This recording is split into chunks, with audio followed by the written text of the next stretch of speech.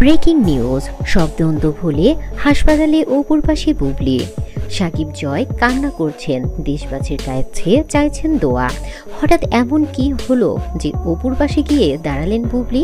বিস্তারিত সবই বলবো, তার আগে সকলের কাছে অনুরোধ, ভিডিওটিতে একটি লাইক দিয়ে না টেনে সম্পূর্ণ দেখতে থাকুন। বাংলা চলচ্চিত্রের সবচেয়ে আলোচিত ত্রিভুজ সাকিব খান, অপু বিশ্বাস ও বুবলি।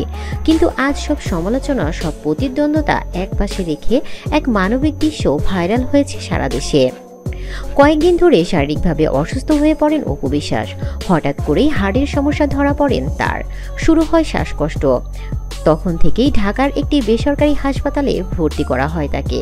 খবরটি ছড়িয়ে পড়তেই ছবি জঙ্গলে নেমে এসেছে উদ্বিগ্নের ছায়া। মাকে এক মুহূর্তের জন্যও ছেড়ে যাননি জয়। পাশে বসে কাঁদছেন ছোট্ট জয়। আর সাকিব খান চোখের জল লুকাতে পারছেন না এবং সাংবাদিককে তিনি বলছেন দয়া করে ওর জন্য দোয়া করবেন, অপু খুব সাহসী মেয়ে।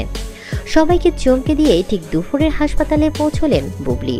কেউ ভেবেই পাননি এতদিন তিনি অপুর পাশে এসে দাঁড়াবেন।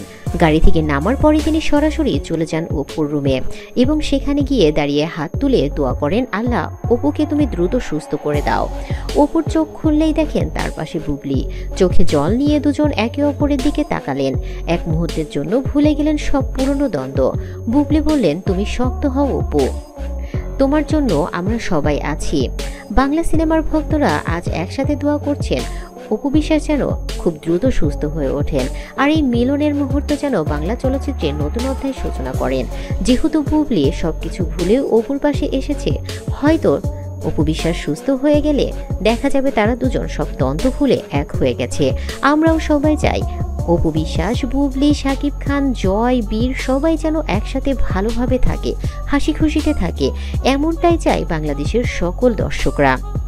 তো বন্ধুরা, অবশ্যই অপু বিশ্বাসের জন্য দোয়া করবেন, সে যেন খুব দ্রুত সুস্থ হয়ে ওঠে। Pray for Apu Biswas. অপু বিশ্বাসকে যারা ভালোবাসবেন তারা অবশ্যই একটি লাভ ইমোজি দিয়ে যাবেন। তো ভিডিওটি কেমন লাগলো অবশ্যই কমেন্টে জানাবেন। ভিডিওটি ভালো লাগলে লাইক, কমেন্ট, বেশি বেশি করে শেয়ার করবেন এবং আমার চ্যানেলটি সাবস্ক্রাইব করে পাশে থাকা বেল আইকনটি অন করে রাখবেন। ধন্যবাদ সবাইকে।